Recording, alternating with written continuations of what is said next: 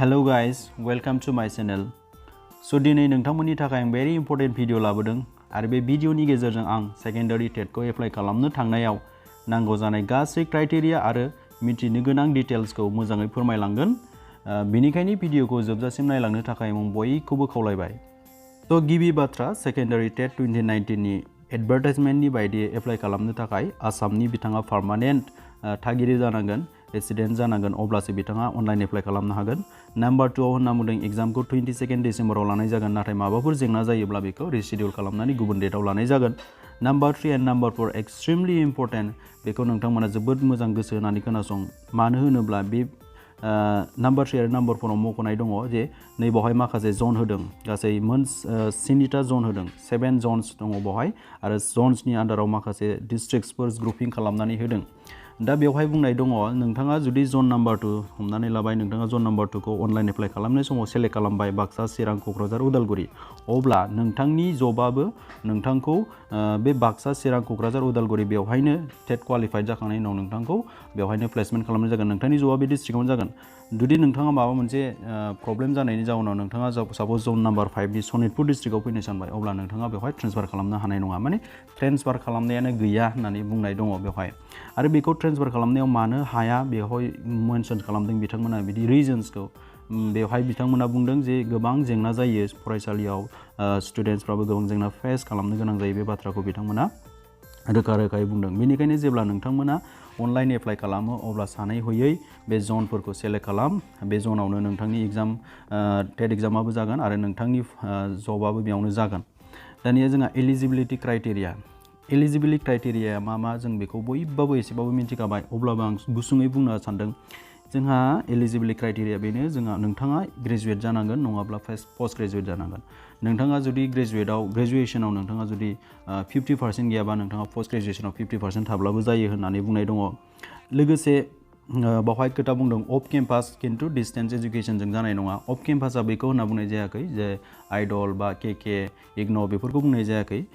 बेफोरो जों अफ केम्पासाव गोलैया। आरो बे अफ केम्पासाव मानो गोलैया आरो अफ केम्पासआ बिदिब्ला मा जानो हागौ बेखौ नोंथांमोना अनलाइनाव थांनानै नेटआव नायहैबानो मिन्थिगोन। बेनिफ्राय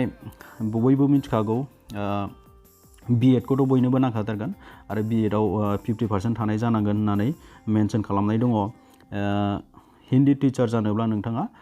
हिन्दी टिचारबो जानो हागोन। ग्रेजुवेट टिचारा जिखुनु एनि ग्रेजुवेटआनो हागोन, एनि पोस्ट ग्रेजुवेटआनो हागोन। बावहाय जेनेरेल लानाय, मेजर लानायनि खोथा फैयाखै, जिखुनु 50% थाबानो जायो। बेनिफ्राय हिन्दी टिचार जानोब्ला नोंथाङा ग्रेजुवेसनाव 50% मार्क्सजों पास खालामनाय जानांगोन। जुदि ग्रेजुवेसनाव गैयाब्ला नोंथाङा पोस्ट ग्रेजुवेसनाव 50% मार्क्स थानांगोन। नाथाय बेनो नोंथाङा प्रबिन नङाब्ला रत्नखौ पास खालामनाय जानांगोन आरो 50% मार्क्स लानानै पास खालामनाय जानांगोन, अब्लासो नोंथाङा हिन्दी टिचार जानो हागोन। बेनिफ्राय बावहाय हिन्दी टिचारनि सायाव माखासे होबावदों, जुदि नोंथाङा ग्रेजुवेसनाव हिन्दी दङब्ला रत्न आरो प्रबिन गैया, साप'ज नोंथाङा रत्न आरो प्रबिन फरायाखै, नाथाय नोंथाङा बिएआव हिन्दी साबजेक्ट्स दंमोन नोंथाङा, आरो नोंथाङा 50% मार्क लानानै पास खालामदों, अब्लाबो नोंथाङा हिन्दी टिचार जानो हागोन। बा ओरैबायदि होनना बुंदों नोंथाङा हिन्दी दंमोन नाथाय ग्रेजुवेसनाव नोंथाङा 50% गैला, खिन्थु नोंथाङा पोस्ट ग्रेजुवेट खालामदों, अब्ला 50% दङ, 50% दङ पोस्ट ग्रेजुवेट खालामदों, ग्रेजुवेसनाव हिन्दी साबजेक्ट दंमोन, अब्लाबो नोंथाङा बिएड दङब्ला एप्लाइ खालामनो हागोन। बे बाथ्राखौ बुंनाय जादों। बिएडआथ' बयनोबो नांखागोन, हिन्दी टिचार जानोब्लाबो ग्रेजुवेट टिचार जानोब्लाबो। हिन्दी टिचारनि थाखाय मोननै सुबिदा होनाय जादों बेवहाय, सिन्था खालामनो गोनां गैया हिन्दी टिचारनि थाखाय। रत्न प्रबिन गैयाबाबो नोंथाङा बेखौ एप्लाइ खालामनो हागोन। रत्नजों प्रबिन गैयाबाबो ग्रेजुवेसनाव हिन्दी साबजेक्ट थाबाबो जायो होननानै मेनसन खालामनाय दङ। क्लासिकेल टिचार आं बिनि सायाव बुंला, आरो क्लासिकेल टिचार एसामिस लेंगुवेज, मणिपुरि लेंगुवेज आं बेखौ गोनांथि होननानै सानाखै, बेनिखायनो आं बिनि सायाव बुंला। माखासे गोनां खोथा बुंदों बेवहाय। हाउएभार अल इन्टेन्डिं केन्डिडेट्स मे नट डेट, बिदियाव बुंदों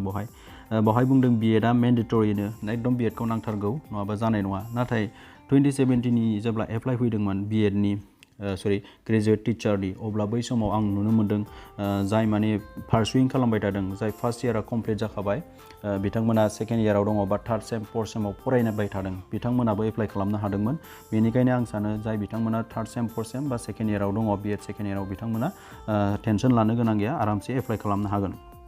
बेनिफ्राय बुंनाय दङ जेब्ला नोंथाङा SSLC एग्जाम होदोंमोन मेट्रिक आनजाद होदोंमोन अब्ला बै समाव नोंथांनि एमआइएल आ मा जानांगोन बै मिडियामनि जानांगोन जुदि नोंथाङा बर' मिडियामनि ग्रेजुवेट टिचार जानोब्ला बड' साबजेक्ट थानांगोन नोंहा एमआइएल आ आरो एसामिस बा एसामिस थानांगोन बेंगलि बा बेंगलि थानांगोन माने SSLC आव नोंहा एमआइएल आ बड' जानांगोन बर' मिडियामनि टिचार जानो लुबैदोंब्ला मिडियाम वाइज नोंहा एमआइएल थानांगोन बेनिफ्राय एजखौ मानिफ्राय लानाय जागोन होननानै बुंनाय जादों मेट्रिकनिफ्राय लानाय जागोन होनना बुंदों मेट्रिकनि माखासे सार्टिफिकेट थायो एडमिट कार्ड थायो बिनिफ्राय लानाय जागोन बेबायदिनो ब्लाइन्ड केन्डिडेट्सनि खोथा बुंदों बेवहाय ब्लाइन्ड केन्डिडेट्सफोरनि थाखाय एग्जाम्सआव 50% मार्क 50 मिनिट्स बांसिन एक्सट्रा टाइम होनाय जागोन होननानै बुंनाय जादों दानिया एक्सट्रिमलि रुल 10 and 2 भेरि इम्परटेन्ट बियो बेखौ नोंथांमोना जोबोद गोसो होनानै खोनासं बेनि गेजेरजोंनो मा होनना बुंदों बेवहाय ओरैबायदि होनना बुंदों जेनेबा बे एग्जामखौ पास खालामनोब्ला नोंथांनो 55% मार्क्स लाथारनांगोन टेटआवहाय ST OBC MOBC physically handicapped बिथांमोना आरो जुदि नोंथाङा जेनेरेल केटेगरिनिबा 60% लानांगोन होननानै मेनसन खालामनाय दङ होमब्ला दानिया जों फै साननि 55% मार्क्स लानांगौब्ला आउट अफ 200नि जागोन जोंहा एग्जाम्सआ अब्ला जों बेसे लानांगोन केलकुलेसन खालामबा मोनो 55%खौ जों जुदि मार्क्सआव कन्भार्ट खालामोबा नोंथाङा आउट अफ 200 110 लानांगोन 110 मार्क्स लानो हाबासो नोंथाङा 55% मार्क्स मोनगोन आरो 60% लानोबा नोंथाङा 120 लानांगोन आउट अफ 200 दानिया नैबाव भेरि इम्परटेन्ट बे बल्ड लेटारजों लिरनाय नोंथांमोना बे बल्ड लेटारजों लिरनायखौ एसे गोसो होनानै खोनासं आं खिन्थानि दा नैबाव होनना बुंदों टेट पास जाखांनायनि उनाव नोंथाङा लोगो लोगो नोंथांखौ एपइन्टमेन्ट खालामनाय जागोन बे नङा नोंथांखौ इमप्लय खालामनाय जागोन बे नङा टेट क्वालिफाइड जाखांनायनि उनाव नोंथांखौ इन्टारभिउनि थाखाय लेंहरनाय जागोन होननानै बुंदों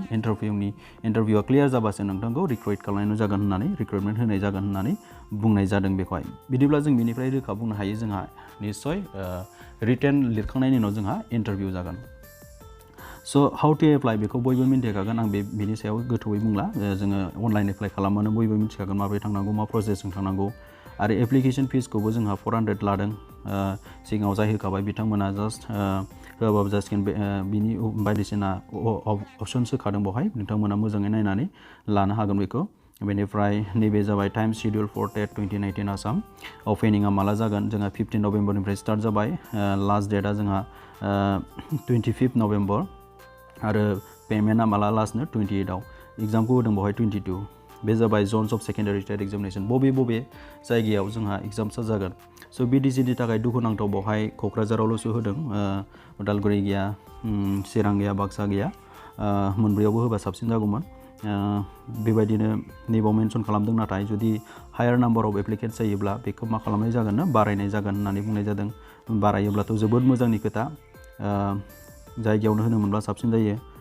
दानिया जोङो नैबाव होदों भेरि इम्परटेन्ट बेबो स्ट्राक्चार एन्ड कन्टेन्ट अफ द टेस्ट बेखौ नोंथांमोना नोजोर हो बावहाय गासै 200 मार्क्सनि नोंथांमोना टेबोल नुदों टटेल मार्क्सआ गासै 200 मार्क्सनि जागोन आरो बावहाय बेसे टाइम लागोन बेखौ होनाय जायाखै आरो जोंहा मोननै पेपार थागोन पेपार 1 पेपार 2 माने पार्ट थागोन पेपार होनाखै बेवहाय पार्ट 1 एन्ड पार्ट 2 पार्ट 1 आव थागोन जोंहा एमआइएल आरो मोनसे जाबाय general studies and current affairs मोननैनिफ्राय गासै सरजाबनानै गासै 100 मार्क्सनि जागोन बेनिफ्राय पार्ट 2 आव थागोन जोंहा पेडाग'जि एन्ड जेनेरेल इंलिश गासै 100 मार्क्स दङ होमब्ला मोननैनि 100 200 जायो आरो नैबेयाव बुंदों बिथांमोना candidates have to qualify both the first separately to qualify the एग्जामखौ क्वालिफाइ खालामनोबा बे एग्जामखौ पास खालामनोब्ला मोननैबो पार्टआव बिथांमोना पास जानांगोन अब्लासो मोननैबो पार्टआव क्वालिफाइ जानांगोन माने पार्ट 1 आवबो क्वालिफाइ जानांगोन पार्ट 2 आवबो क्वालिफाइं मार्क्सखौ मोननांगोन नोंथाङा अब्लासो नोंथाङा पास खालामनो क्वालिफाइ जागोन नोंथाङा जुदि पार्ट 2 आवल' बांसिन नाम्बार्स मोननानै हमना लाबाय नोंथाङा पार्ट 2 आव 100 आव 100 लाबाय नाथाय बेहाय जुदि नोंथाङा अनलि 10 मोनबाय अब्ला नोंथांखौ डिसक्वालिफाइड खालामनाय जागोन बेबायदि सिस्टेमखौ होननानै बुंनाय जादों स' मिनिमाम क्वालिफाइं मार्क्स फर पासिं टेट आं बेखौ खिन्थाखाबाय आरो भेलिडिटिखौ आं खिन्थानोसै भेलिडिटिया जाहैबाय 7 इयार्स जोंहा लवार प्राइमारि एन्ड आपार प्राइमारिनाबो 7 इयार्समोन 7 इयार्सनि विदिन 7 इयार्सनि गेजेराव जोङो जे बे